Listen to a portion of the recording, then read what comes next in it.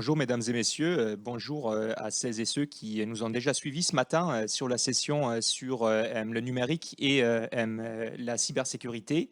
Aujourd'hui, cet après-midi, je vous souhaite la bienvenue à cette session, cette sixième session sur les bourses et réseaux Marie Curie. Session qui sera animée par Lucie Vaucel, chargée d'affaires dans l'Université de La Rochelle. Comme d'habitude, vous pourrez effectivement échanger en direct à travers le chat et poser vos questions qui seront soit remontées, soit les gens vont directement répondre, le chat va directement répondre, ou effectivement les questions vont être posées lors de deux créneaux pendant la session. Comme les versions précédentes, comme les sessions précédentes, celle-ci sera également disponible sous replay. Et dernièrement, je vous rappelle effectivement que la session se déroule dans le respect du protocole sanitaire en vigueur. Maintenant, je vous souhaite une très bonne séance.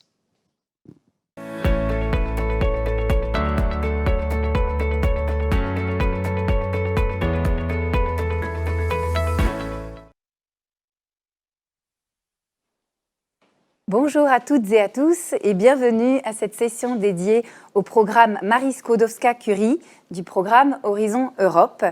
Ce programme Marie Skłodowska-Curie est dédié en particulier, comme nous le verrons cet après-midi, à la carrière, à la mobilité des chercheurs et au développement de leurs compétences. Il est ouvert à tout type d'acteurs, publics comme privés. Il comprend, comme nous aurons l'occasion de le voir cet après-midi également, 5 dispositifs dont 3 nous seront particulièrement présentés en détail aujourd'hui. Nous avons rassemblé pour ce faire divers ex-lauréats et experts de ce programme qui partageront leur expérience et leurs conseils pour vos futures candidatures.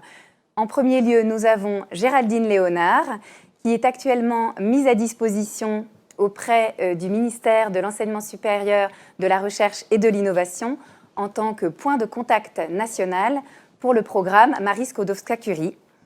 Elle était auparavant dans le programme cadre précédent point de contact national pour le défi sociétal dédié aux sciences humaines et sociales. Et à côté de son activité PCN aujourd'hui, elle est chargée d'affaires européennes à l'Université d'Orléans. Pour témoigner concernant l'un des dispositifs sur lequel nous porterons notre attention cet après-midi, qui est le dispositif dédié à l'échange de personnel de recherche et d'innovation, nous avons Zoïné Pedrero Zayas, chercheur en chimie analytique au CNRS, au sein du laboratoire IPREM de l'Université de Pau et des Pays de l'Adour. Elle coordonne un projet d'échange de personnel de recherche et d'innovation et elle nous partagera son expérience tout à l'heure. À ses côtés, nous avons Charline Claveau, directrice administrative et financière de l'entreprise Advanced Isotopic Analysis. Cette jeune entreprise innovante de 3 salariés a démarré son activité en 2018 et cette entreprise propose des services analytiques pour authentifier l'origine des produits. Toutes deux font partie du même projet d'échange de personnel de recherche et d'innovation et nous donnerons leurs trucs et astuces pour bien réussir une prochaine candidature d'échange de personnel de recherche et d'innovation tout à l'heure. Nous avons également Stéphanie Lez avec nous aujourd'hui, maître de conférence au laboratoire Pérenne de l'Université de Limoges. Stéphanie Lez s'intéresse à la photothérapie dynamique. Elle coordonne un projet européen de réseau de doctorants et c'est à ce titre qu'elle échangera avec nous cet après-midi. Nous avons également Candice Chapouli, chargée de recherche à l'INSERM, qui travaille sur les maladies neurodégénératives et le rôle des vaisseaux dans ces pathologies. Elle est ex-lauréate d'un financement de bourse postdoctorale Marie Curie et elle partagera avec nous ses conseils et ses retours d'expérience. Et enfin, nous avons Jean-Bernard Huchet, chercheur au CNRS conjointement rattaché à l'Université de Bordeaux et au Muséum d'histoire naturelle de Paris. Il est spécialisé dans l'étude des insectes provenant de contextes archéologiques. Il a été superviseur d'une bourse Marie Curie ces dernières années et il nous partagera également son expérience. Je remercie par avance tous nos intervenants pour leur contribution et pour ces échanges que je sais déjà fructueux. Merci à tous. Pour commencer, Géraldine Léonard, est-ce que vous pouvez nous expliquer dans les grandes lignes en quoi consiste ce programme dédié aux actions Marie Curie de la Commission européenne ? Tout à fait. Alors, programmes sont de favoriser la carrière des chercheurs à travers l'acquisition de nouvelles connaissances et compétences. Comment? Via la mobilité des chercheurs entre pays, entre secteurs et entre disciplines. Et un autre objectif qui est de rapprocher la recherche du grand public. Donc on est sur des appels à projets qui sont dits blancs, c'est-à-dire que c'est vous qui amenez votre sujet de recherche, mais il va falloir s'adapter aux spécificités par programme que l'on verra du coup dans l'après-midi. Et je précise que c'est un programme qui est ouvert à toutes les disciplines et à tous les chercheurs du monde entier. Merci. Quels sont les différents dispositifs, Géraldine, qui existent? Est-ce que vous pouvez nous préciser les 5 dispositifs de ce programme? Oui, alors il existe 5 types d'actions qui sont les mêmes en fait que sur le programme Horizon 2020, l'ancien programme pour ceux qui connaissaient, mais avec des nouveautés et surtout des simplifications visant à réduire la charge administrative. Donc le premier, donc ce sont les staff exchanges. Donc là, on est sur un projet collaboratif de recherche, donc entre plusieurs partenaires. Et autour de votre projet de recherche, l'idée, c'est que les personnels de recherche qui sont impliqués dans le projet puissent partir en mobilité, en détachement chez d'autres partenaires pour une période de 1 à 12 mois. Le second type d'action, c'est Doctoral Networks. Donc là, on est encore dans un projet collaboratif, donc plusieurs partenaires, donc au minimum 3 entités légales de 3 pays membres de l'Union européenne différents. Et autour d'un projet de recherche commun, vous allez recruter des doctorants et il va falloir offrir une formation adaptée à ces doctorants et surtout une formation innovante pour ces doctorants. Le troisième type d'action, c'est Postdoctoral Fellowships. Donc là, on n'est plus dans un projet collaboratif, on est dans une bourse individuelle. Donc, en tant que chercheur, vous allez mener à bien un projet de recherche entre 12 et 36 mois chez un institut d'accueil qui va vous accueillir pour mener à bien votre projet de recherche avec un superviseur. Donc là, c'est vous qui partez en mobilité. Vous pouvez également accueillir des personnes ayant déposé une bourse individuelle au sein de votre laboratoire. Il existe encore 2 types d'actions qu'on ne développera pas plus aujourd'hui. Les projets CoFund. Donc là, ce sont les actions CoFund, c'est un cofinancement de programmes de mobilité et de formation régionaux, nationaux ou internationaux à destination des chercheurs expérimentés ou des doctorants.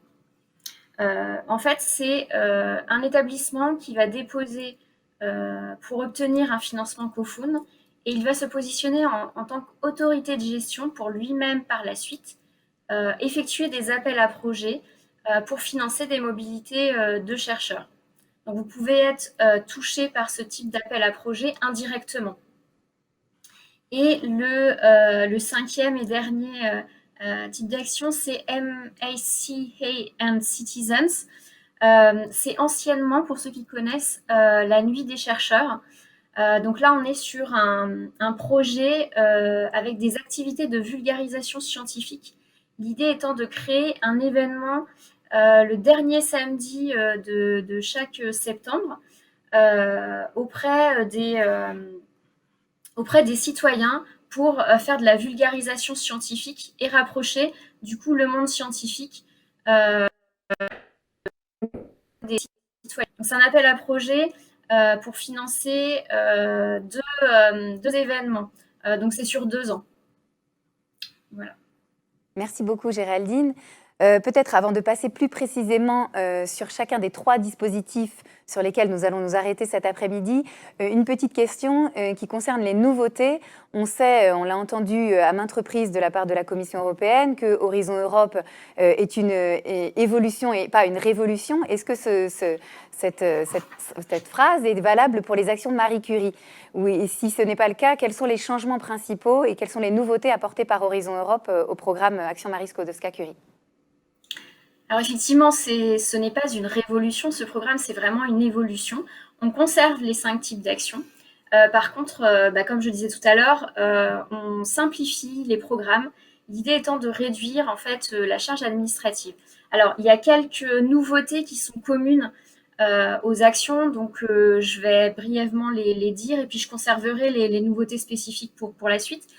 Tout d'abord, la règle de mobilité devient commune. Alors, qu'est-ce que c'est que cette règle de mobilité?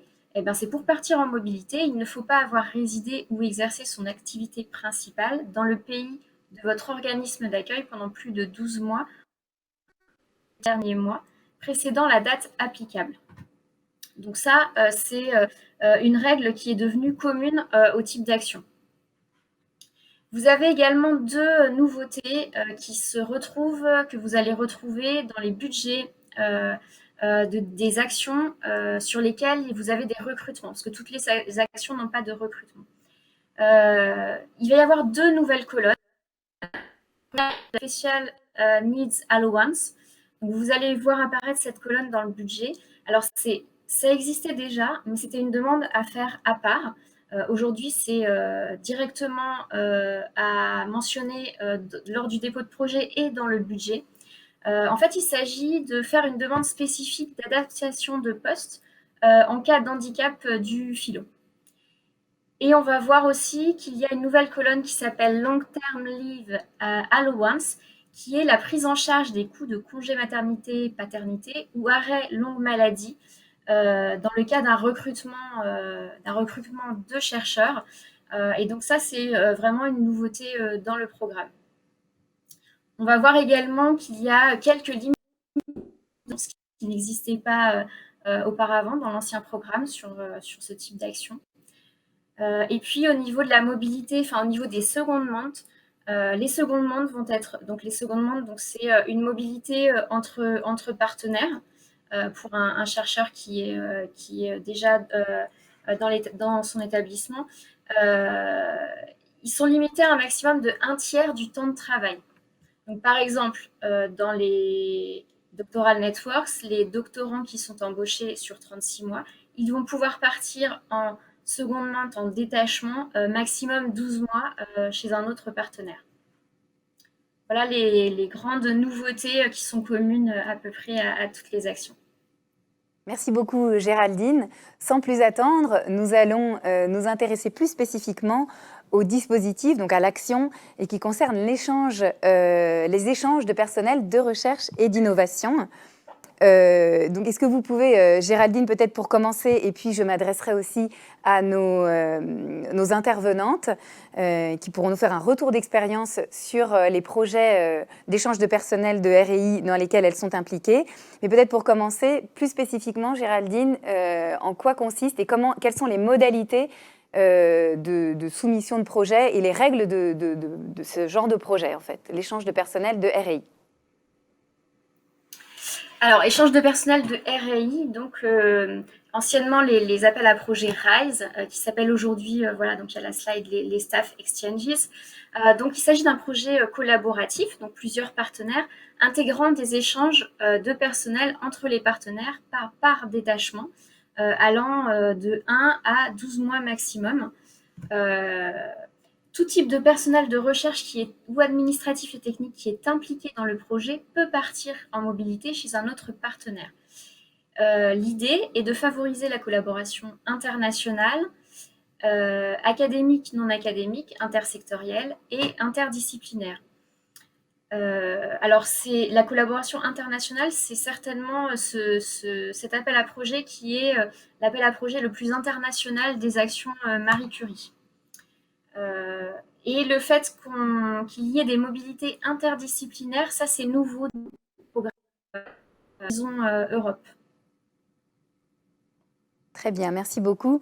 On reviendra peut-être vers vous.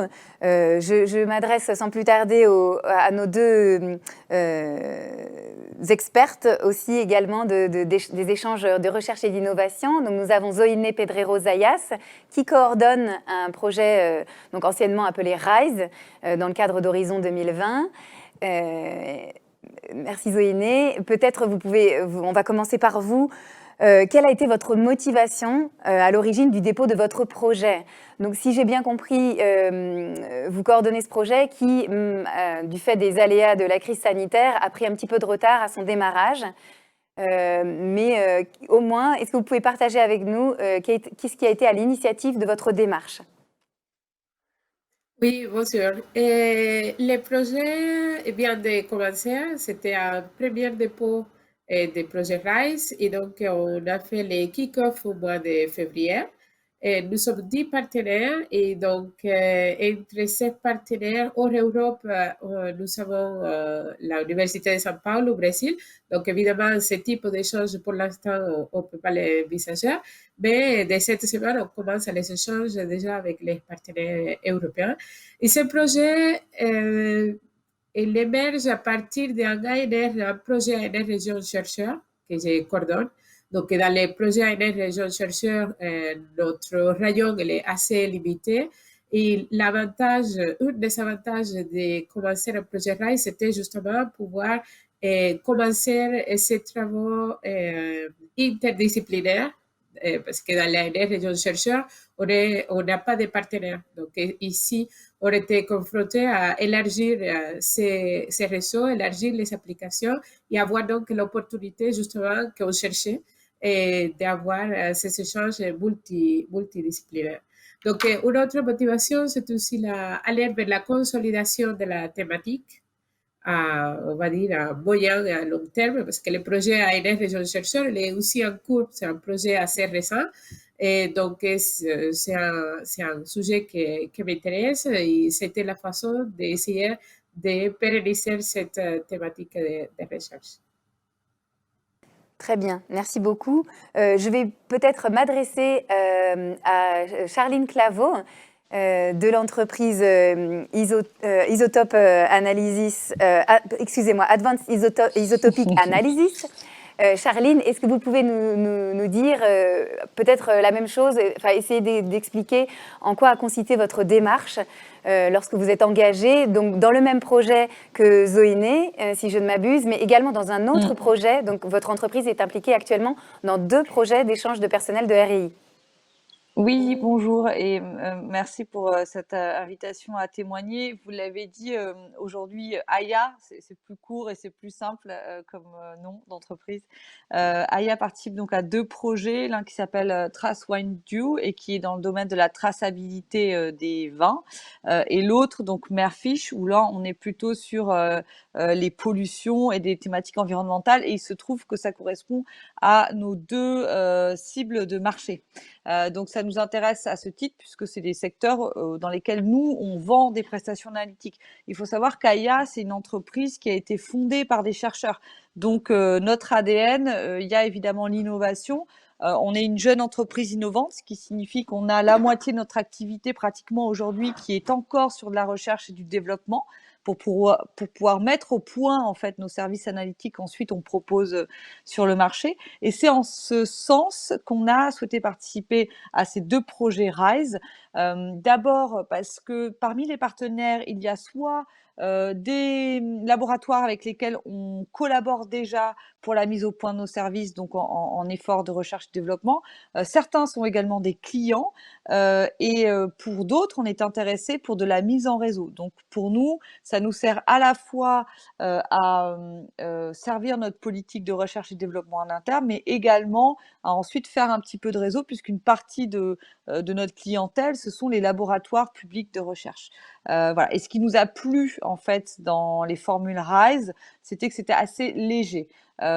Clairement, nous, on n'avait pas énormément de temps à passer, que ce soit dans la préparation et le montage du projet ou que ce soit ensuite dans la gestion du projet, sur de l'administratif, de la justification de coûts, du suivi financier. Enfin, on avait vraiment besoin d'avoir des formats de projets qui soient peu chronophages en termes administratifs et financiers.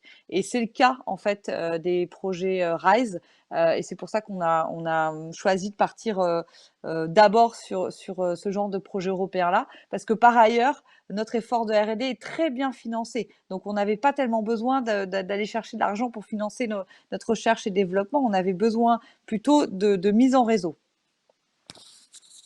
Ok, merci beaucoup. Vous parlez voilà, de mode de financement finalement relativement simple. Peut-être Géraldine, est-ce que vous pouvez nous en dire un petit peu plus sur les modalités de financement?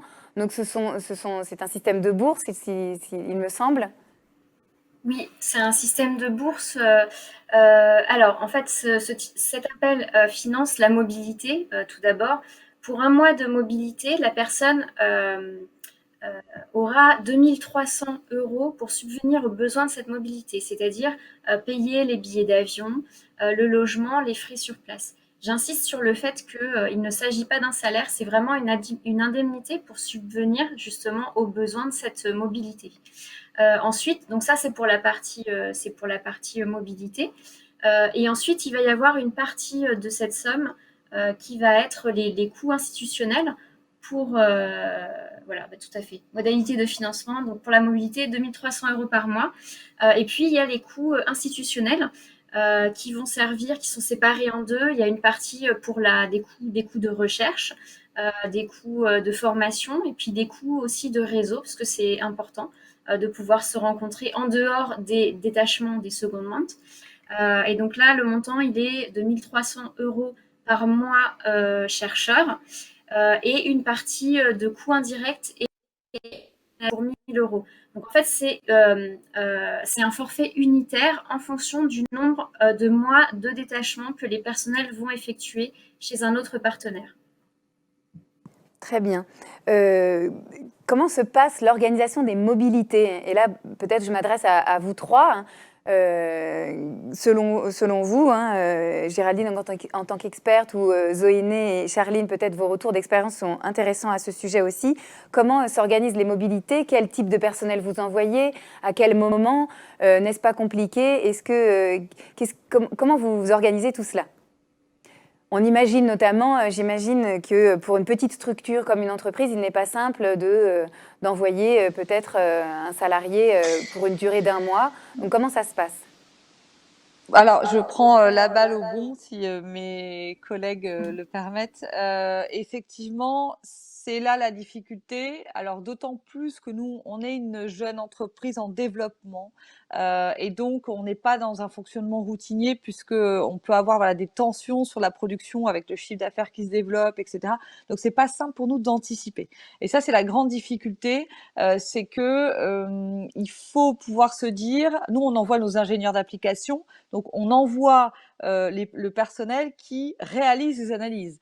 Et donc, c'est pas simple pour nous de se dire, bon, pendant 1 mois, on sacrifie un personnel pour faire un secondment et pas faire de la production. Il faut anticiper aussi en fonction des commandes, le bon moment. Donc ça, c'est vraiment la difficulté. Ce qu'on a choisi comme formule, du coup, c'est plutôt de diviser. C'est-à-dire qu'en fait, on va faire en 2 fois. C'est-à-dire un personnel va partir 15 jours et puis ensuite, il va repartir 15 jours pour faire 1 mois complet. D'autant qu'en plus, se rajoutent à cela souvent des problématiques familiales. Par exemple, tout simplement, il peut y avoir des enfants en bas âge dans l'environnement familial de la personne. Donc, c'est toujours compliqué de partir 1 mois entier. En tout cas, nous, c'est notre cas. Voilà, donc on a choisi plutôt de diviser les séjours. Après, l'avantage, c'est que c'est quand même assez flexible. Hein. On n'est pas tenu, on peut s'arranger entre partenaires et le temps de mise en œuvre du projet est quand même long. Voilà, donc on pense que ce sera faisable, mais on a ce souci-là quand même en tête. Merci. Des réactions peut-être, Zoéné ou Géraldine? Comme vous voulez. Je vais continuer. Effectivement, ce n'est pas évident parce que ça demande d'anticiper côté entreprise, mais aussi côté laboratoire et également, par exemple, les enseignants-chercheurs qui ont des enseignements. Quand on part en mobilité, ce qu'il faut bien comprendre, c'est qu'on part 1 mois complet ou 15 jours, effectivement, on peut séparer, mais sur ce temps de mobilité, on est à 100% sur la recherche, sur le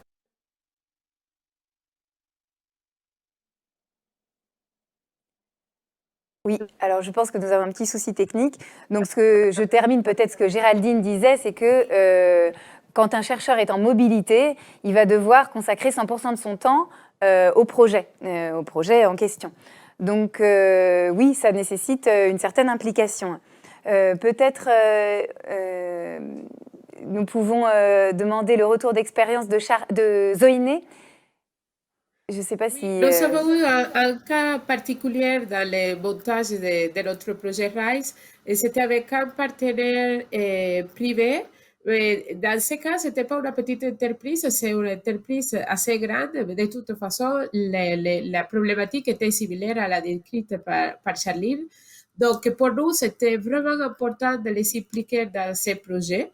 Ils ne pouvaient pas envoyer des personnels en secondement, mais ils pouvaient recevoir des partenaires d'autres institutions.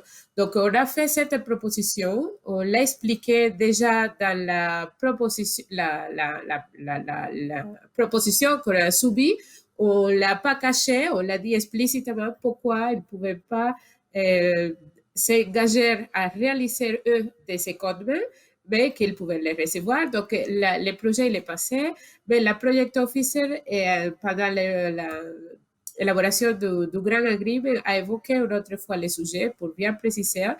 Donc, nous l'avons convaincu avec les arguments précis. Et donc, ça n'a pas empêché l'implication de cette entreprise clé pour le déroulement du projet. Parce que même s'ils ne peuvent pas s'impliquer dans les secondements, ils seront présents à des différentes discussions périodiques.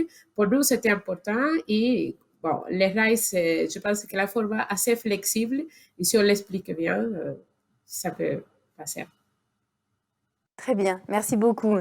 Peut-être pour une dernière question, pour terminer sur ce dispositif, quels conseils vous pourriez donner à des futurs candidats, des chercheurs, des gens qui travaillent dans les entreprises, qui souhaiteraient déposer une candidature à ce dispositif? Quels conseils pourriez-vous leur donner? Qu'est-ce qui peut faire, selon vous, une bonne candidature? RISE, enfin, échange de personnel de recherche et d'innovation. Bon, si je peux commencer. Je pense qu'il y a des conseils clés, c'est se rapprocher au plus vite dès qu'on identifie l'intérêt pour répondre à ce type d'appel, de se rapprocher de la cellule Europe, du département Europe, des ingénieurs à projet. Dans mon cas, c'était précieux l'aide reçue. Et un autre conseil, c'est aussi avoir déjà acquis les financements pour la partie recherche, parce que les projets RISE ne financent que les secondements. Et si on n'a pas les financements acquis ou en voie d'acquisition, mais d'une façon assez solide, ça peut poser des problèmes après pour le déroulement des projets. Et la composition du consortium. Même si tous les partenaires ne se connaissent pas, ou les coordinateurs ne connaissent pas ou la coordinatrice ne connaît pas tous les partenaires, je pense que c'est important d'avoir déjà une partie bien solidifiée pour pouvoir l'élargir et donc pouvoir s'adapter aux imprévus. Mais avoir déjà une composition assez solide dans les réseaux. Ça serait mon conseil. Merci beaucoup. Charline, peut-être avez-vous d'autres conseils à ajouter? Oui, même si c'est Zoïne quand même qui voilà, était en charge de faire la proposition, de la mettre en cohérence et de la mettre en musique. Donc, c'est elle qui peut-être peut avoir le plus, voilà, les meilleurs conseils. C'est vrai sur ce qu'elle dit, c'est-à-dire que le fait que certains partenaires se connaissent déjà, ça facilite. Moi, je vois avec Zoïne, on se connaissait d'avant le projet, on a des liens avec l'université de Pau et d'autres partenaires qui sont déjà historiques et existants, et clairement, je pense que c'est un atout, que ça facilite, ne serait-ce que parce qu'on est dans une continuité de travail et que ça se ressent aussi dans la cohérence et la pertinence, à mon avis, de la proposition de recherche. Et peut-être du point de vue de l'entreprise, ne pas vouloir, comment dire, être prudent sur la réalité de ce qu'on va pouvoir y consacrer, c'est-à-dire être très réaliste et pragmatique sur la réalité de ce qu'on va pouvoir assumer à la fois comme accueil, mais aussi comme envoi de personnel. Voilà, je pense qu'il faut pas avoir les yeux plus gros que la tête et il faut être prudent de ce point de vue-là. Très bien, merci beaucoup. Et peut-être un dernier mot de la fin, Géraldine. Vous devez connaître, j'imagine, le taux de succès sur ce dispositif Marie Skłodowska-Curie, qui, de mémoire, est assez intéressant. Oui, alors sur le dernier appel à projet, donc les RISE 2020, le taux de succès était à 18,20%, tout en sachant qu'en 20%. Effectivement, je retiens 18% de taux de succès sur l'appel 2020 pour ce dispositif, ce qui est assez intéressant comparé à d'autres dispositifs, comme vous allez le voir tout à l'heure. Je vous remercie toutes les trois vivement pour vos interventions, vos retours d'expérience. Je remercie en particulier Charline Claveau qui doit nous quitter car je sais qu'elle était prise par d'autres occupations. Merci beaucoup Charline et à bientôt j'espère. Alors, nous allons passer à un deuxième dispositif du programme Marie Skłodowska-Curie, également très intéressant, qui concerne les réseaux de doctorants, anciennement appelés ITN dans le programme Horizon 2020. Donc ITN, Initial Training Network, qui a été rebaptisé dans le cadre d'Horizon Europe, tout simplement réseau de doctorants, Doctoral Networks. C'est un dispositif qui finance des doctorats conjoints ou des doctorats industriels, qui permettent de financer des bourses doctorales sur un programme spécifique, un programme donné. Voilà, l'accent est mis sur, comme pour toutes les actions Marie Skłodowska-Curie, comme vous avez déjà pu le comprendre, l'interdisciplinarité, l'intersectorialité et le caractère aussi international. Je vais inviter Stéphanie Lez, qui coordonne un projet ITN, donc dans l'ancien programme Horizon 2020, donc un programme réseau de doctorants, un projet qui est plutôt qui arrive bientôt à son terme, si j'ai bien compris, au bout de 4 ans et demi de vie. Donc Stéphanie, est-ce que vous pouvez nous dire voilà, quelle a été votre démarche et quelles ont été vos motivations à l'origine du dépôt de votre projet? Bien sûr. En fait, j'étais assez nouvelle dans la thématique puisque j'ai fait une conversion thématique, donc 5 ans avant de commencer les démarches pour ce projet. Et donc, j'étais particulièrement intéressée dans le fait de pouvoir développer mon propre réseau de recherche, former des jeunes docteurs dans la thématique et surtout donc dans la thématique de la photothérapie dynamique, qui est quelque chose de fondamentalement transdisciplinaire en fait, entre la biologie, la chimie et la photophysique. Et donc ce qui m'intéressait, c'était de former des jeunes doctorants avec ce profil réellement multidisciplinaire, au moins dans 2 disciplines, de façon à ce qu'ils puissent comprendre réellement les différentes communautés et aussi avec l'aspect intersectoriel pour aller vers les applications dans ces domaines qui sont très larges, hein, puisqu'on parle du traitement du cancer et de l'antibactérien notamment. Et donc c'est pour ça et que je suis allée vers ce type de projet, donc plus particulièrement les European Joint Doctorate, donc doctorat joint. Comme je le disais tout à l'heure, votre projet arrive à son terme. Qu'est-ce que il n'est pas encore tout à fait terminé, donc vous êtes encore dedans, mais est-ce que vous pouvez d'ores et déjà partager avec nous votre retour d'expérience, les points positifs, les points négatifs également? Oui. Alors normalement, le projet devait se terminer en décembre de cette année, mais on a demandé une prolongation de 6 mois du fait de la crise sanitaire. Et donc globalement, c'est déjà le fait d'avoir formé le consortium, puisque la plupart des membres, je ne les connaissais pas avant en fait. Hein. Donc je les ai démarchés, j'ai appris à connaître des gens avec qui maintenant on a des relations fortes. On essaye justement de déposer, d'aller vers d'autres projets, pas forcément tous ensemble, il y en aura peut-être plusieurs, à voir. Et puis d'avoir vu, donc on a 10 bourses de thèse, donc c'est 10 doctorants que l'on a recrutés, que l'on a formés, qui sont réellement pluridisciplinaires. Vous voyez, dans leur programme de formation, ils devaient organiser du début jusqu'à la fin une conférence. Elle s'est tenue la semaine dernière, jeudi, vendredi, donc en ligne malheureusement. Mais c'est eux qui ont choisi les intervenants, donc des seniors comme des jeunes doctorants. Et rien que ça, voilà. En tant qu'enseignant-chercheur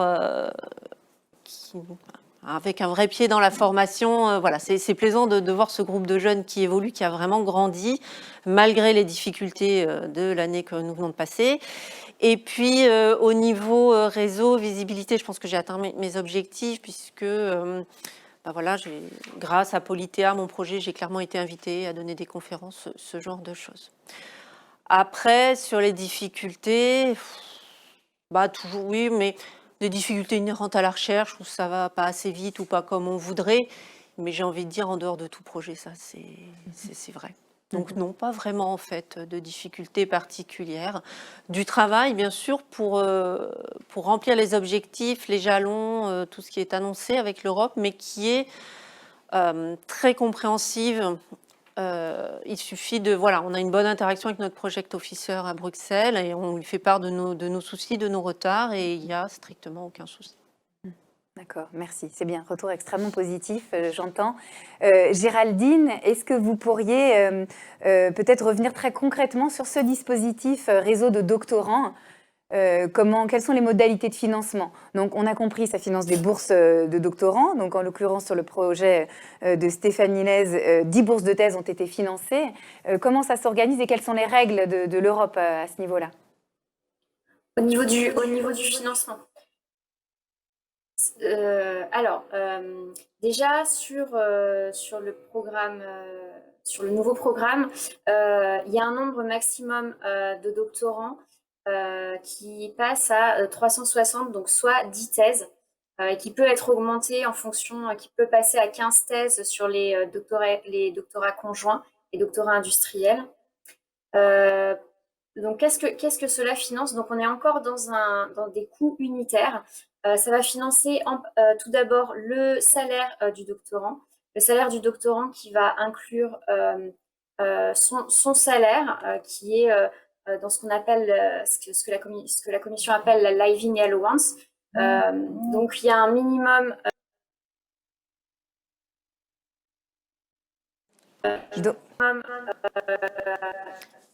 en fonction du pays, via un coefficient correcteur.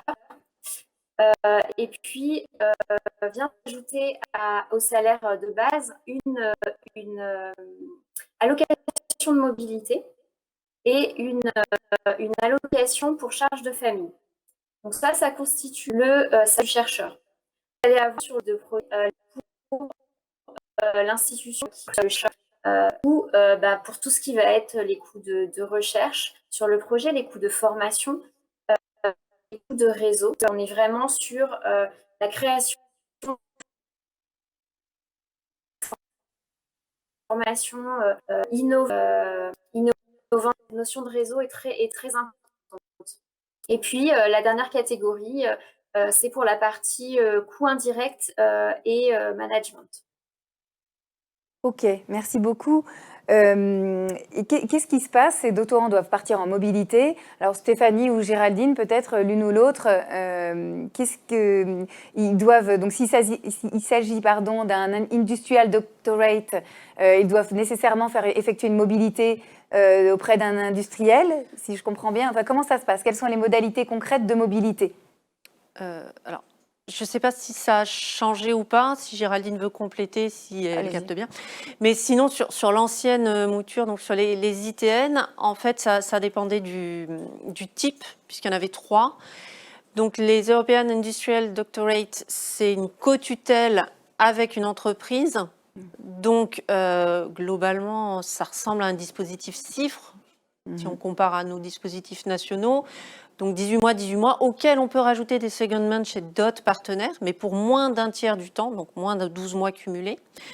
Les EJD, donc European Joint Doctorate, ce sont des co-tutelles avec deux universités. Donc pareil, à 18 mois, puisqu'on a à la fin un doctorat joint, donc un double saut pour le diplôme. Et on peut aussi avoir, bien sûr, c'est très encouragé, des secondments chez d'autres partenaires académiques et non académiques, toujours sans dépasser un tiers du temps. Et les ETN, European Training Network, là, ça peut être un seul superviseur, donc un seul diplôme sans le côté industriel, mais avec de nombreux secondments aussi. Oui. Voilà. Obligatoire. Oui. Obligatoire. Oui. Ouais. Géraldine, est-ce qu'il y a des choses qui ont changé par rapport à ce que Stéphanie nous mentionne dans le cadre d'Horizon Europe? Pour les mobilités, c'est toujours pareil.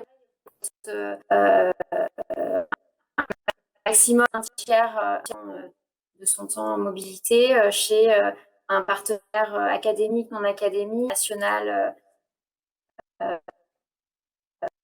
entre pays.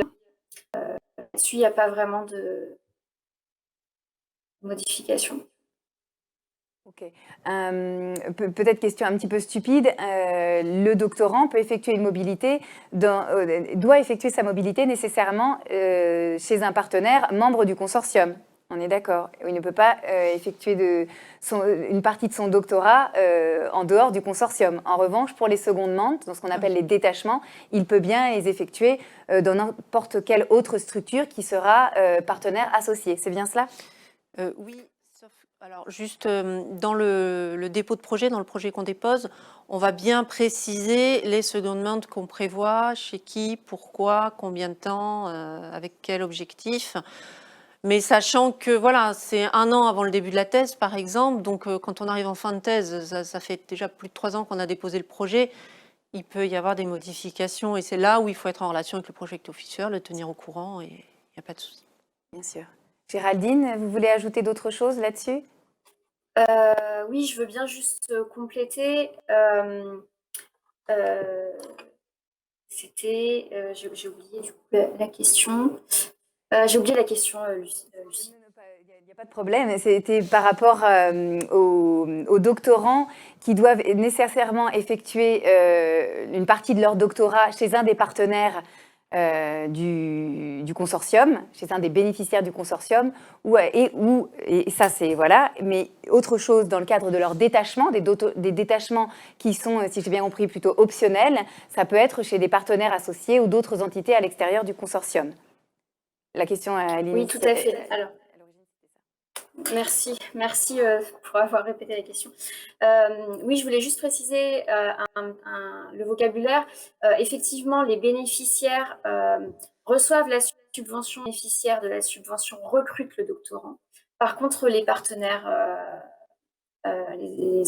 organisations ne vont pas forcément recevoir la subvention et ne recrutent pas les doctorants, mais peuvent les accueillir en seconde main. C'est tout à fait ça. Okay. Et l'intérêt pour ces entités, c'est de participer au réseau et au programme de formation doctorale. J'imagine, pour ces partenaires qui ne reçoivent pas une partie de la subvention européenne. Tout à fait. Okay. Merci beaucoup. Quel conseil peut-être donneriez-vous aux futurs candidats de réseau ITN ? J'ai cru comprendre que les taux de succès étaient peut-être moins intéressants que sur les échanges de personnel de recherche et d'innovation. Qu'en est-il ? Par rapport au taux de succès, est-ce qu'on est vraiment beaucoup plus bas ou pas ? Et il me semblait de mémoire avoir lu 8% en 2019. Alors, je connais pas les taux de succès, mais il me semble qu'en fonction du dispositif, donc industriel, joint ou European Training Network, c'est un petit peu plus, un petit peu moins, mais on doit être dans ces ordres d'idées-là. Oui.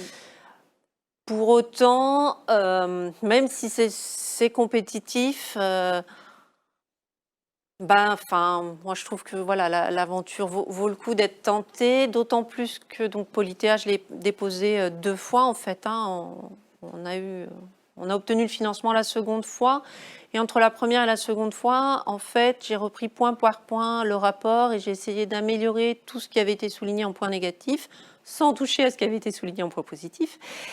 Et le fait est que ça a marché, ce qui est assez gratifiant en fait, parce que des fois, sur certains retours d'appels à projets autres qu'européens, on suit les rapports et puis en fait, on n'obtient pas une meilleure note. Donc là, ça c'est quand même bien de pouvoir se baser sur les rapports des experts. Et le dernier conseil, ça serait, voilà, entre les 2 soumissions, personnellement, j'ai laissé passer un dépôt d'appel, puisque entre le résultat et l'appel suivant, il n'y avait que 6 mois. Donc, j'ai préféré me donner le temps de bien répondre à tous les points, de bien améliorer. Et du coup, c'est passé. Donc, voilà, c'est du boulot, mais il faut prendre son temps et faire confiance aussi aux experts et à leur retour, je pense.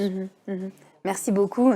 Il me semble aussi, je ne crois pas que Géraldine a pu le partager avec nous, que dans le cadre d'Horizon Europe, et ça c'est une nouveauté par rapport à l'ancien programme, il y a des restrictions en termes de resoumission.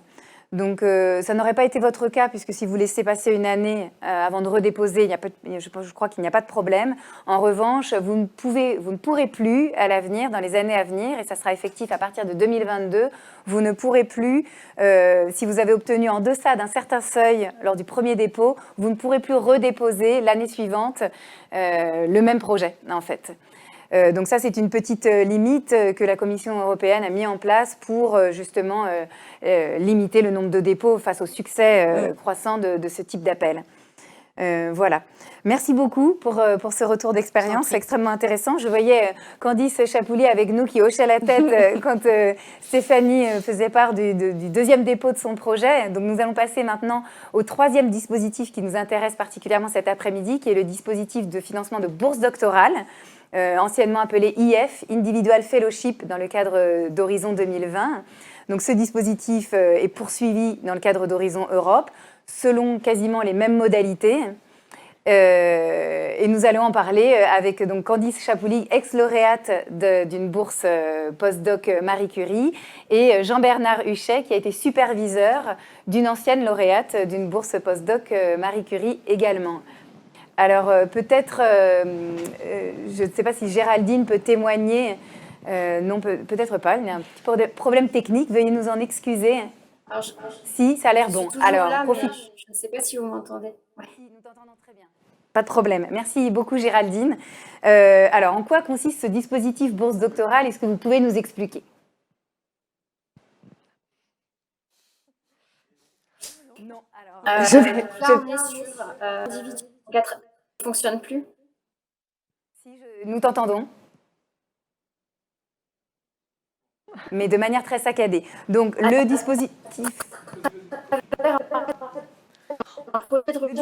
bourse doctorale vise à financer des postdocs, en fait, qui vont effectuer une mobilité, soit à l'intérieur de l'Europe, ce qu'on appelle les mobilités intra-européennes, soit à l'extérieur de l'Europe, ce qu'on appelait anciennement les global, et toujours d'ailleurs dans le nouveau programme, les global fellowship, donc les bourses globales, qui permettent aux postdocs d'effectuer une mobilité à l'extérieur de l'Europe. Ce dispositif fonctionne également de la même manière que toutes les actions Marie Curie. On est sur la base de bourses, donc de forfaits, qui permettent de couvrir le salaire du postdoc et sa mobilité, avec à l'appui des financements, ce qu'on appelle de coûts institutionnels, qui vont venir un petit peu financer des besoins en fonctionnement, de formation, etc., d'organisation de réunions, pour l'entité bénéficiaire qui va être hôte du postdoctorant.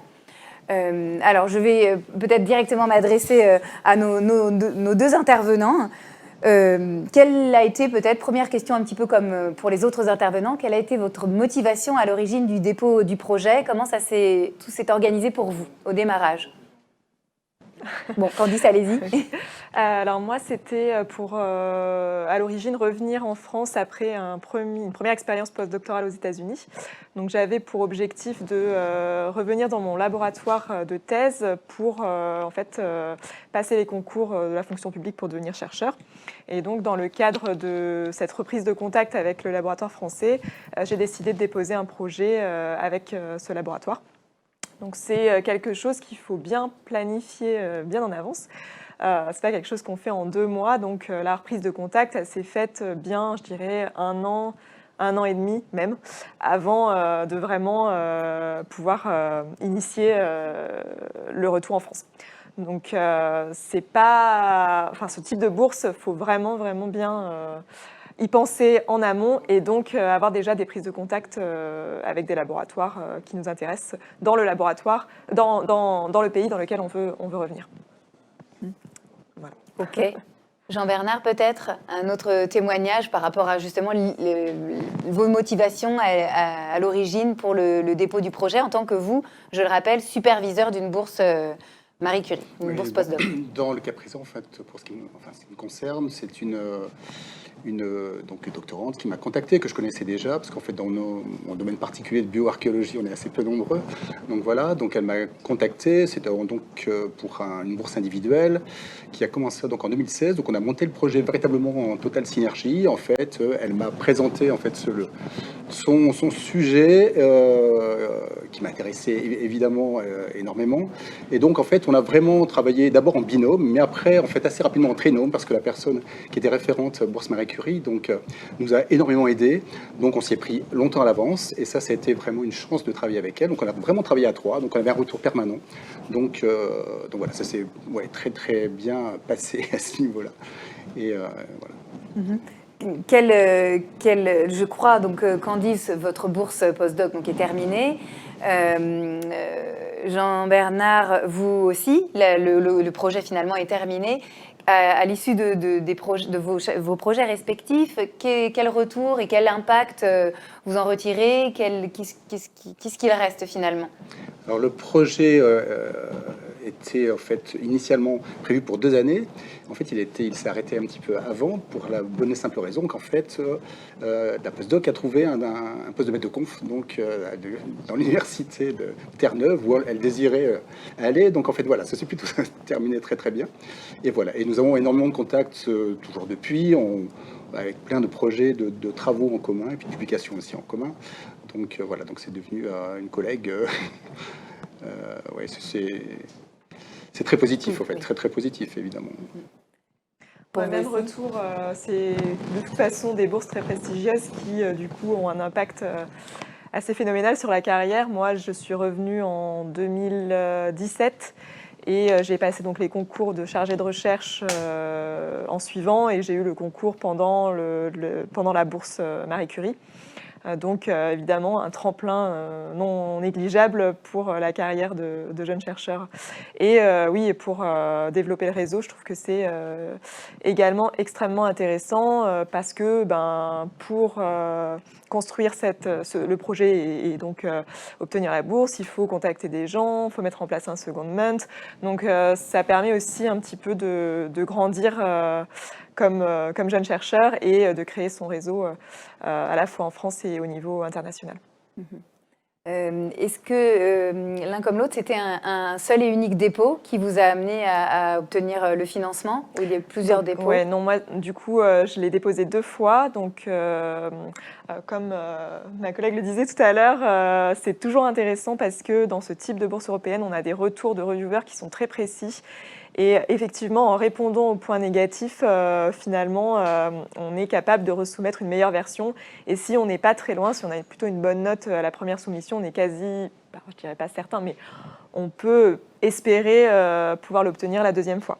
Donc moi, il y avait plus spécifiquement un problème parce qu'en fait, j'étais assez novice dans ce type de dépôt.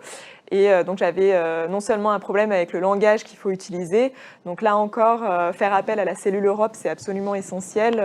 Si vous avez la possibilité dans le laboratoire dans lequel vous allez être accueilli, d'être en contact avec la cellule Europe qui correspond, c'est essentiel. Elles vont vous donner le bon langage à utiliser, les bons mots-clés, elles vont relire le proposal avec finalement un regard complètement différent de celui d'un chercheur scientifique.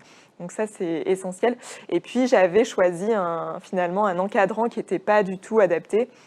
Sans m'en rendre compte, j'avais choisi quelqu'un qui était scientifiquement excellent, mais qui finalement n'était pas encore assez installé au niveau finalement de sa renommée. C'est un petit peu c'est particulier, mais il faut le savoir. Et donc, on m'a critiqué sur ce point-là. Donc, j'ai modifié cet encadrant et j'ai pris quelqu'un qui avait plus de bouteilles, qui avait déjà participé à l'écriture de projets européens, à des grants, qui faisait du reviewing régulièrement. Et ça a un petit peu changé la donne. Jean-Bernard, pour vous, c'était un petit peu la même chose? Il fallait que ça fonctionne bien, vous l'avez dit tout à l'heure, entre la future lauréate, la candidate et vous.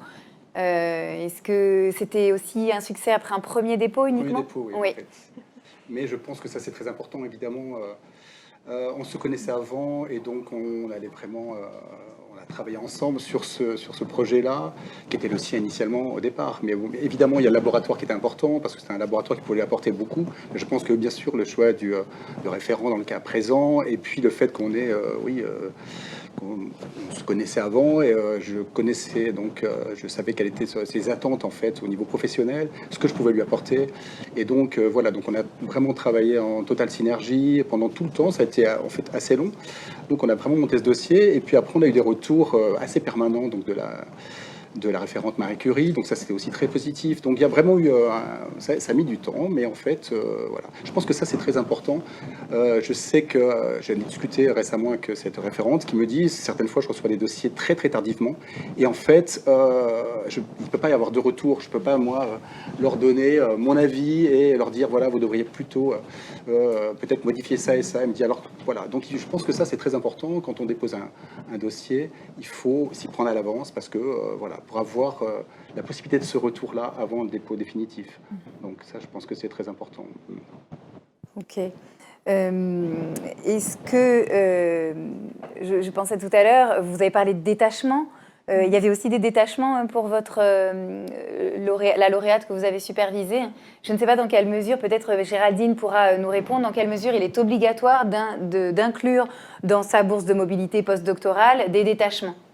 Que c'est une obligation? Je ne suis pas certaine que ce soit une obligation. Enfin, en tout cas, dans le programme 2020, oui. C'était pas une obligation, mais c'était très fortement conseillé, en tout cas dans mon domaine de recherche. Je pense que ça dépend aussi beaucoup du domaine, peut-être dans lequel on... Géraldine, peut-être vous pouvez nous préciser cet aspect. Les détachements sont-ils... alors, c'est recommandé, a priori, fortement conseillé, mais est-ce une obligation dans le cadre d'Horizon Europe pour les bourses postdoctorales?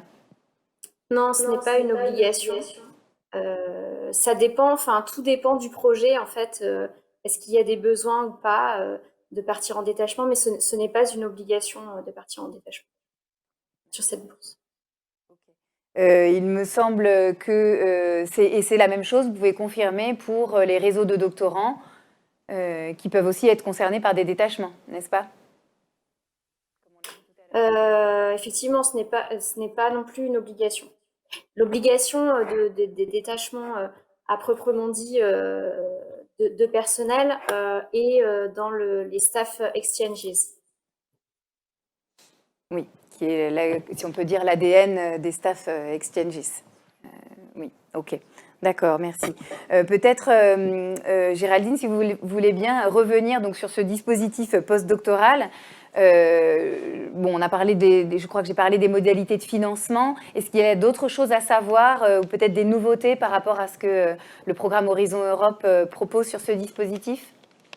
Oui, effectivement, il y a des nouveautés. Il y a quelque chose qui est arrivé qui n'existait pas, qui s'appelle l'âge scientifique. En fait, le candidat ne doit pas, à la clôture de l'appel à projet, avoir plus de 8 ans d'expérience après sa thèse. Donc ça, c'est nouveau. Et donc, c'est important de le savoir.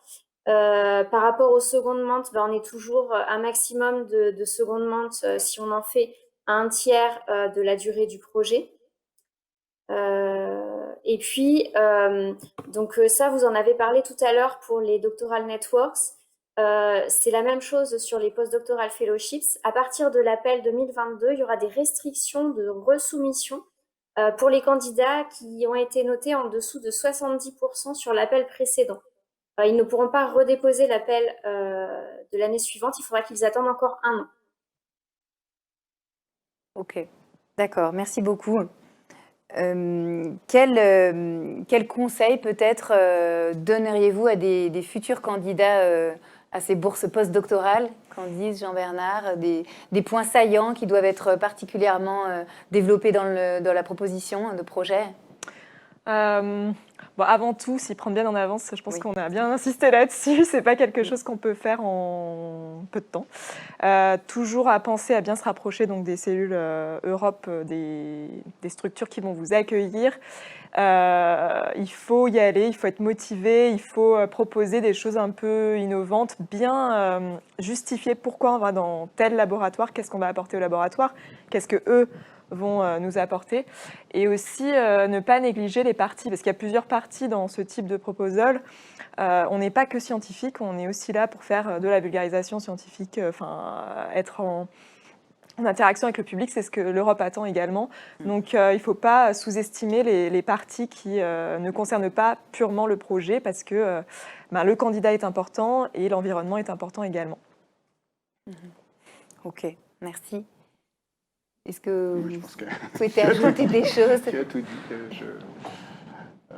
Non, je pense exactement la même chose, oui. S'y prendre à l'avance, etc. Je pense aussi c'est important que les deux parties en fait se complètent, se connaissent pour monter quelque chose de cohérent. Il faut aussi que le projet soit assez innovant aussi, original. Voilà, ça je pense que c'est aussi quelque chose qui est très important. Et puis après, voilà. C'est vrai que si on a la chance d'obtenir une bourse, comme disent généralement les collègues dans les labos qui, quand ils apprennent qu'on a eu la chance de décrocher une bourse Marie Curie, c'est la Rolls des bourses. Bon, c'est un petit peu, voilà, c'est vrai que. Et puis, on le voit quand la postdoc arrive au laboratoire, bien, tout est fait pour elle parce qu'il y a des financements, évidemment. Il y a évidemment un salaire qui est un salaire conséquent, mais il y a aussi le fait de pouvoir, au niveau de l'environnement, avoir accès à du matériel très rapidement. Enfin bon, et non, c'est une chance d'obtenir une bourse comme ça. Donc il faut évidemment, si on a l'occasion, essayer de monter un projet et demander une bourse, évidemment, oui, Marie Curie. Géraldine, peut-être vous pourriez aussi ajouter certains de vos conseils compte tenu de votre expertise. Alors, il y a déjà beaucoup de choses qui ont été dites. Effectivement, je reviens sur le lien avec l'Institut d'accueil qui est vraiment important et qui n'est pas souvent si valorisé que ça dans les propositions, alors que c'est vraiment important. Il faut vraiment expliquer pourquoi ce laboratoire, pourquoi vous allez dans tel endroit et pas dans un autre. Pourquoi c'est ici que vous allez faire votre recherche et pas ailleurs. Et ça, c'est un point vraiment important et qui permet de vraiment lier votre proposition avec l'institution qui va vous accueillir. Très bien. On est à quel taux de succès pour les bourses postdoctorales? Alors, je regarde les IF, le taux de succès 2019 était de 15%. Voilà, et le IF 2020, 14%. Ok, d'accord. Sachant qu'on peut aussi déposer son projet plusieurs fois, même si des limites de soumission sont désormais imposées par la Commission européenne en deçà d'un certain seuil obtenu au premier dépôt. Donc c'est à Alors, quand vous garder. dites plusieurs fois, c'est-à-dire je le dépose en 2021, puis en 2022, puis en 2023, oui. D'une année sur l'autre. Ok, mais merci beaucoup. Peut-être nous allons passer aux questions-réponses. Si vous êtes en ce moment en train de nous suivre, vous avez peut-être un certain nombre de questions que vous vous posez, des questions concrètes, techniques, pratiques. Vous souhaitez qu'on revienne sur certains éléments qui ont été abordés, certaines explications. Donc bonjour, nous avons reçu plusieurs questions sur le chat. Nous avons une première question. Doit-on être obligatoirement en présentiel à 100% dans le laboratoire d'accueil dans le cadre de la mobilité?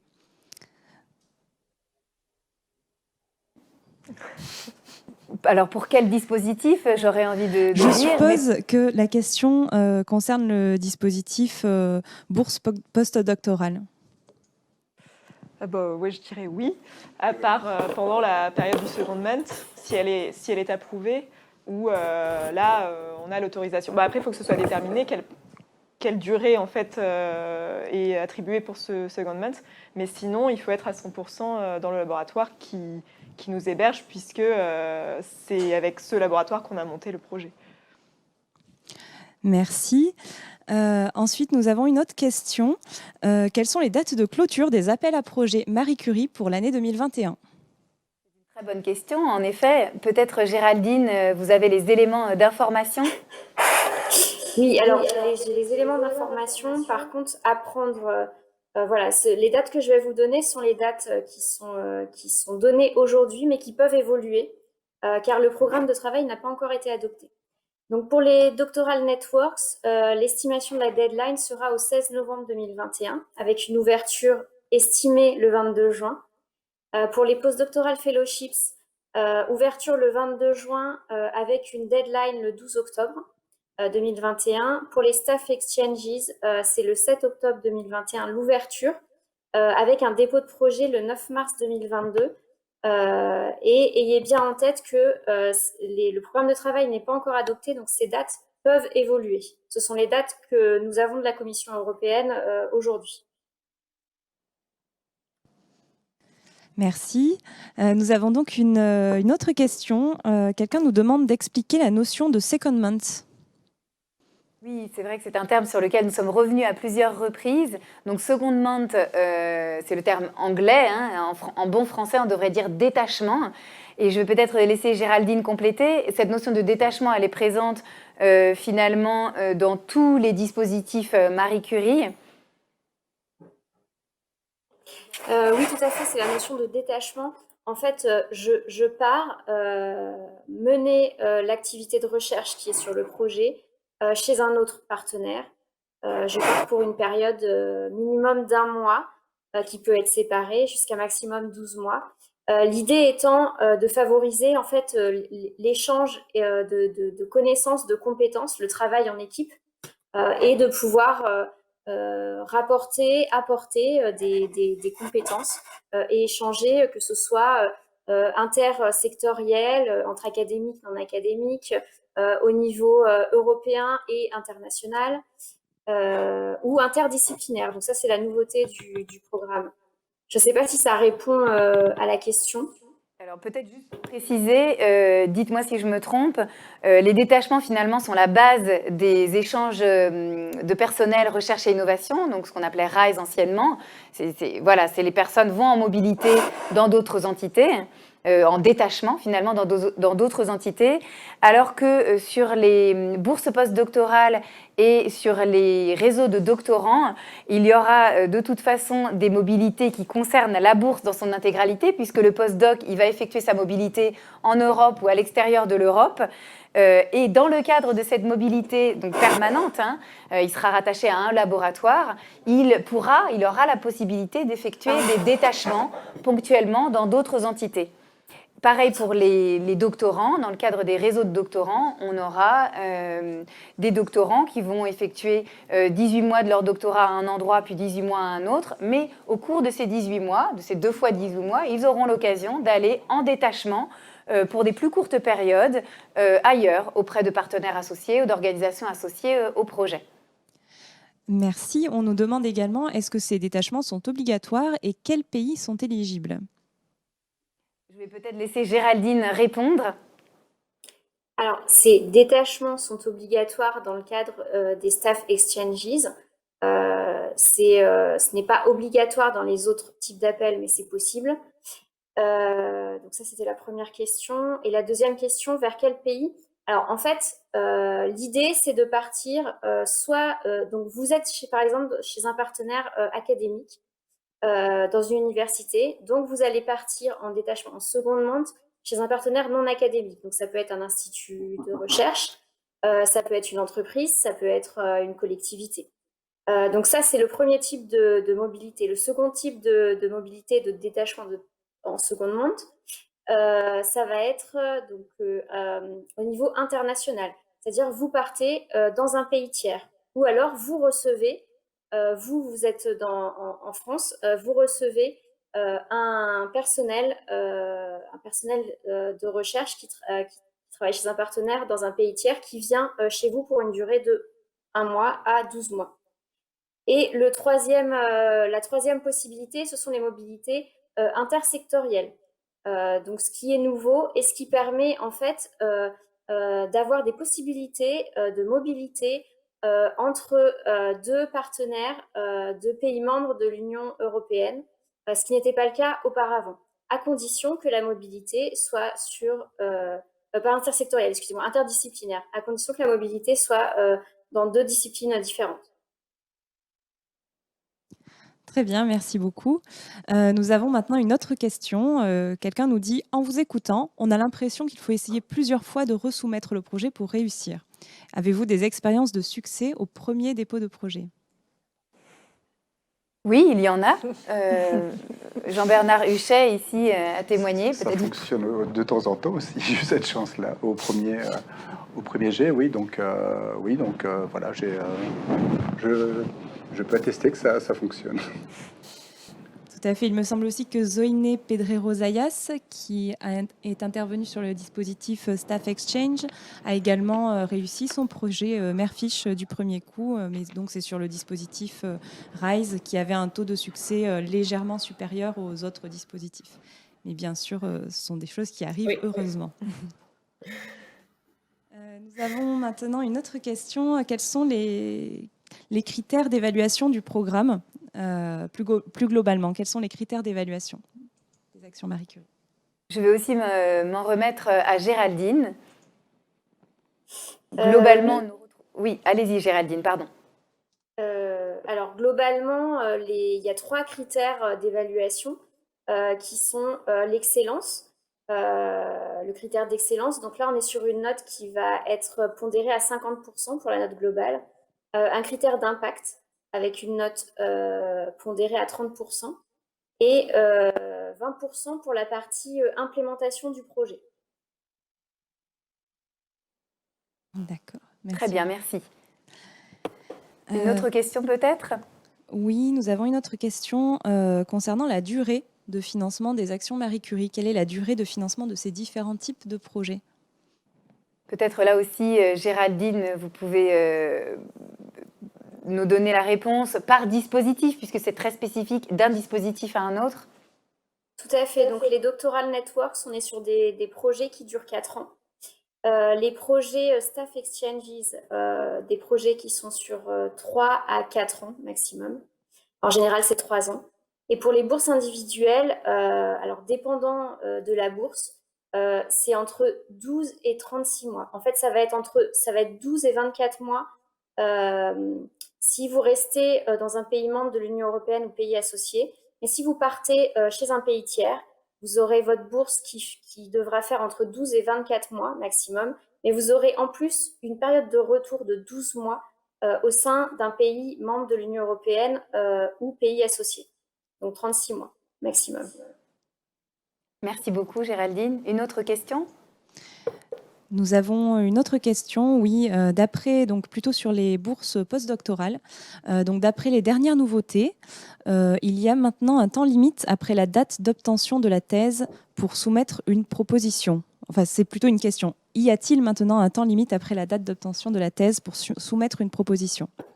Oui, Géraldine, ça fait partie des nouveautés Horizon Europe. Est-ce que vous pouvez à nouveau préciser? Oui, tout à fait. Effectivement, ça fait partie des nouveautés.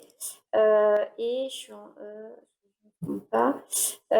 et en fait, il ne faut pas avoir plus de 8 ans d'expérience après l'obtention de sa thèse pour le jour de la deadline, donc le jour où vous déposez le projet, enfin la deadline de l'appel à proposition. Sinon, vous n'êtes pas éligible, effectivement, si vous dépassez les 8 années d'expérience. Et il me semblait aussi qu'il faut nécessairement aujourd'hui être titulaire d'un doctorat, ce qui n'était pas le cas, ce n'était pas une exigence dans le cadre du programme précédent. Tout à fait, Lucie, vous avez raison. Il faut, le jour du dépôt du projet, avoir son diplôme de doctorat. Tout à fait. Merci. J'en profite aussi pour préciser quelque chose qui peut être intéressant. Au-delà des institutions et des entités qui déposent les projets, on peut avoir peut-être qui nous suit cet après-midi des doctorants ou des post-doctorants qui souhaiteraient peut-être candidater. Où est-ce qu'ils peuvent trouver, se mettre en lien peut-être avec un superviseur à quel endroit ils peuvent trouver des informations concernant des bourses doctorales, par exemple, ou postdoctorales? Eh bien, peut-être Géraldine, vous pouvez, si vous voyez ce à quoi je pense, il y a un site, vous pourrez peut-être compléter, il y a un site qui existe, qui s'appelle Euraccess, et qui permet justement de trouver soit un superviseur pour sa bourse postdoctorale, soit un doctorat qui va s'inscrire dans le cadre d'un projet de réseau de doctorants plus large. Oui, tout à fait. C'est le site Euraccess, c'est le site qui a été créé par la Commission européenne qui permet de déposer les offres d'emploi spécifiques. Donc, quand vous cherchez quand vous cherchez un travail, un postdoc, vous pouvez aller sur ce site et voir toutes les offres d'emploi qui se trouvent sur notamment les projets Marie Curie, mais pas que. Et puis, à l'inverse, donc rechercher et déposer sur le site Euraccess de la Commission européenne. Merci, je pense que c'est une information utile. Avons-nous d'autres questions? Oui, nous avons une question à propos des réseaux de doctorants. Donc peut-être pour vous, Stéphanie Lez, quels sont les bénéfices de participer en tant qu'entreprise, ou peut-on être partenaire déjà en tant qu'entreprise d'un projet réseau de doctorants? Alors les entreprises peuvent être partenaires ou bénéficiaires en fait. Donc bénéficiaires, ça veut dire qu'ils vont même recruter un doctorant et gérer le financement qui vient avec, et partenaires, donc ils vont accueillir un doctorant pendant des stages courts, les fameux secondment. L'avantage, à mon sens, pour les entreprises, bien c'est une collaboration ou préexistante qu'on vient conforter, ou une nouvelle collaboration avec le monde académique, donc avec la valorisation aussi. La recherche, le développement. Alors, bien évidemment, il y a tout ce qui va aller autour de la propriété intellectuelle, sur laquelle, en général, ils font très, très attention, mais il y a un accord de consortium qui est signé, donc on se met d'accord et il n'y a pas de souci. Et puis, le fait aussi de former, finalement, de potentiels futurs collaborateurs à un très haut niveau. Donc, voilà, je pense que c'est vraiment gagnant-gagnant. Merci. Nous avons tout à l'heure eu aussi une question concernant les thématiques auxquelles sont ouvertes le programme Marie Curie. Quelqu'un nous demandait si les sciences du langage étaient une thématique éligible. Question très intéressante, et c'est vrai que peut-être cela n'a pas été assez souligné au cours de cette session. Tous les programmes Marie Curie, et je parle sous couvert de notre point de contact national Géraldine, mais l'avantage des actions Marie Curie, c'est qu'il s'agit de programmes blancs. Donc, toutes les disciplines sont éligibles, sciences du langage et tout autre sujet et thématique de recherche. Vous confirmez, Géraldine? Je confirme, et du coup, je n'ai rien à rajouter. Parfait. Avons-nous une autre question? Oui, nous avons eu tout à l'heure quelqu'un qui nous demandait aussi ce qu'on entendait précisément par implémentation du projet. Oui, peut-être lorsque nous avons abordé les critères d'évaluation. Voilà, donc je le rappelle, et là aussi sous couvert de Géraldine qui pourra compléter, nous avons 3 critères d'évaluation, l'excellence scientifique, la qualité et l'efficacité de la mise en œuvre, et c'est ce qu'on entend par le terme implementation en anglais, excusez-nous pour ces anglicismes. Donc il s'agit bien de la mise en œuvre, il faut mettre l'accent sur la manière dont on va mettre en œuvre le projet, mettre en chantier les moyens, les ressources et développer les différentes tâches, exécuter les différentes tâches prévues. Et puis un dernier critère important qui est l'impact. Voilà, ce sont les 3 critères principaux, dont la mise en œuvre, qui est sous-entendue sous ce terme implementation. Est-ce que je peux juste compléter sur la mise en œuvre? Je pense que ce qui est attendu, c'est... alors certes, les propositions ne sont pas si longues que ça, mais quand même, je ne sais pas si c'est pareil pour les propositions postdoctorales, mais sur les réseaux de doctorants, c'est clairement ça, c'est-à-dire que on va proposer tout un réseau de formation pour nos doctorants, l'organisation de conférences, d'événements. Donc déjà, mettre des conférenciers pressentis, quand on va le faire, les jalons, tout ce qui est les risques éventuels, et donc le management, la mitigation du risque, comment on résout tous ces problèmes-là. Enfin, il faut arriver, tout en étant synthétique, à être très précis. C'est là, je pense, une vraie difficulté, mais c'est, je pense, ce qu'ils attendent. Vous confirmez peut-être Oui, c'est exactement ça. Il faut montrer que c'est la faisabilité de la mise en place du projet, mais en un nombre de mots très succinct. Et du coup, c'est vrai que c'est une des grosses difficultés, je trouve, de ce genre d'appel à projet, c'est d'arriver à dire clairement et précisément les choses avec très peu de mots, quoi. Très succinct. Donc, c'est compliqué. Vous êtes d'accord, Jean-Bernard? C'est ça. D'où l'importance d'avoir beaucoup de relecteurs aussi. Avons-nous d'autres questions? Oui, nous avons une question par rapport aux thèses CIFRE. Quelle est la différence avec ce type de dispositif? Comment est-ce que cela se passe dans le cas d'une thèse CIFRE? Est-ce que... Alors, c'est vrai que l'objet de cette session n'est pas de parler des tests CIFRE. Alors, il a été fait référence Oui, aux tests CIFRE ma faute. pour expliquer la similarité des tests CIFRE avec les thèses des doctorants, mais ce n'est pas la même chose. Les tests CIFRE, sauf erreur de ma part, sont gérés au niveau national par une agence qui s'appelle la NRT, mais on n'est pas dans un dispositif européen, dans le cadre d'un réseau européen, d'un consortium de partenaires européens. C'est ça. C'est ça, hein, là. Outre le caractère européen, il y a le caractère de réseau et de consortium qui est complètement absent. Alors, j'ai jamais encadré de CIFRE, mais c'est vraiment entre deux entités, le superviseur académique et celui de l'industrie, et puis c'est tout. Alors que dans un réseau de doctorants européens, il y a tout le réseau à créer, toute la formation doctorale, hein, qui n'est pas celle de l'établissement d'accueil, hein, c'est un nouveau programme de formation doctorale à créer, le réseau, les second mains, enfin voilà, c'est x12, quoi. Très bien, merci. Une autre question. Une question peut-être un petit peu plus... une dernière question ou trois autres questions. Oui, peut-être tout d'abord une question un petit peu plus technique. Quel est le nombre de pages d'une candidature Marie Curie sur les différents dispositifs et où trouver les templates? Très bonne question. Peut-être Géraldine. Est-ce que vous pouvez... Alors, pour l'instant, les templates ne sont pas disponibles puisque le programme de travail n'est pas encore validé. Les templates seront disponibles à partir du moment où l'appel sera ouvert. Donc, une fois que l'appel sera ouvert, vous pouvez vous connecter sur la plateforme et télécharger directement le template en version Word qui correspond à votre appel à projet et travailler directement dessus. Maintenant, vous pouvez trouver les anciens templates des anciens appels à projet sur le site de la Commission européenne. Voilà. Il y avait une autre question? C'était cette question à laquelle vous avez très bien répondu par rapport au template et au nombre de pages. Et enfin, nous avons une dernière question. Combien de temps à l'avance faut-il s'y prendre pour déposer une candidature gagnante? Je ne sais pas si vous avez des retours d'expérience sur cette question-là. Tout possible. Le maître mot a été anticipation.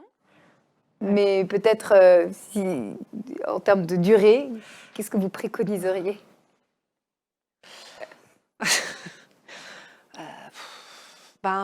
Alors, dans mon cas, donc la première soumission, bien une grosse année avant, sachant qu'en plus, pour les réseaux doctoraux, il faut, alors je ne sais pas si c'est toujours le cas, mais il faut les lettres d'intention de tous les partenaires, donc de toutes les universités. Et c'est assez compliqué. Alors avant, en plus, les appels à projets étaient clos en début janvier. Donc avec la période de Noël, c'était pas forcément évident. Donc oui, j'avais bien commencé une bonne année avant. Et sur la deuxième soumission, voilà, j'ai pas travaillé à partir du moment où j'ai eu les résultats à fond sur le projet, etc. Mais ça a bien été 6 mois de plus. Donc je dirais 1 an et demi, 2 ans, hein, si on veut le gagner en une fois. Très bien, merci. Candice Chapuis, peut-être un retour d'expérience. Je dirais, la première fois, pareil, je m'y suis pris assez en avance, mais c'était plus pour entrer en contact avec le potentiel laboratoire d'accueil et monter le projet avec ces personnes-là, parce qu'en fait, il faut déjà avoir, il faut que ce soit faisable. Donc, si vous n'avez pas de projet et que vous montez un proposal sans avoir vraiment bien anticipé ça, c'est compliqué. Donc, je dirais oui, 1 an, et au total, vu que je l'ai soumis 2 fois, oui, c'était 1 an et demi à peu près. Merci. Peut-être Jean-Bernard Rucher, vous avez également un conseil à donner? Je pense qu'on a dû travailler à peu près, peut-être pas loin d'une année également, pour le mettre en place. Je pense après 1 an, Et peut-être Zoéné, Pedrero, est-ce que pour votre projet RISE, donc échange de personnel, vous mentionneriez aussi 1 an de préparation? Je pense que ça dépend, entre autres choses, de la connaissance du consortium et la définition. Dans notre cas, c'était bien moins d'1 an, mais bon, j'étais déjà impliquée dans un projet RISE comme partenaire, donc je connaissais à peu près les fonctionnements et je savais qu'est-ce que je voulais faire dans celui que j'ai proposé comme coordinatrice. Donc, j'avais contacté déjà les partenaires, mais on avait dans la plus grande partie une certaine relation existante. Donc, ça facilitait les choses. Évidemment, c'était en plus un plan crise sanitaire de l'année dernière. Et là, l'Union européenne elle était bien plus flexible par rapport à des lettres des institutions, parce que chaque pays était impacté d'une façon différente. Donc, du point de vue administratif, il y a eu une flexibilité, ça nous a bien aidé. Et après, pour le montage, on se connaissait déjà assez bien, la thématique était assez définie, donc ça a fait que ça fonctionnait en moins de temps, aussi avec l'implication totale de l'ingénieur de projet qui m'a accompagné pour le montage. Ça, c'était clé. Ok, merci beaucoup. Nous arrivons au terme de cette session. Peut-être quelques mots de conclusion. Voilà, on retient que ces programmes Action Marie Curie ont différents dispositifs qui financent des choses différentes, des doctorants, des post-doctorants, des mobilités de chercheurs et de personnel de recherche et d'innovation. L'accent est mis sur la formation des chercheurs, des jeunes chercheurs, le développement des compétences et la carrière des chercheurs. Tout ça pour démontrer et renforcer l'excellence de la recherche dans toutes les disciplines. C'est important, toutes les disciplines sont financées. Cela vient en soutien, ces dispositifs, à la mobilité internationale, en dehors d'Europe, mais aussi intersectorielle, entre académiques et non académiques, et interdisciplinaire, ce qui est aussi essentiel. Il faut rendre les conditions d'emploi et de travail attractives. C'est un bénéfice aussi avec un retour, un impact structurant pour les entités qui déposent les projets, en particulier dans les réseaux de doctorants qui sont des formations doctorales qui émanent des institutions. À travers des programmes d'excellence. Et j'insiste également sur ce point, on a eu le retour d'expérience d'une jeune entreprise. La collaboration avec le privé est essentielle, une forte collaboration avec l'industrie, avec les PME, qui peuvent en ressortir grandis, avec un réseau beaucoup plus large et une bonne expérience au niveau européen et international. Je remercie chaleureusement tous les intervenants qui ont contribué et fait part de leur retour d'expérience, de leurs conseils. Et vraiment, merci beaucoup pour tous vos témoignages, c'est extrêmement précieux. Merci pour votre temps. Et je vous souhaite à tous une très belle fin d'après-midi et à bientôt. Au revoir.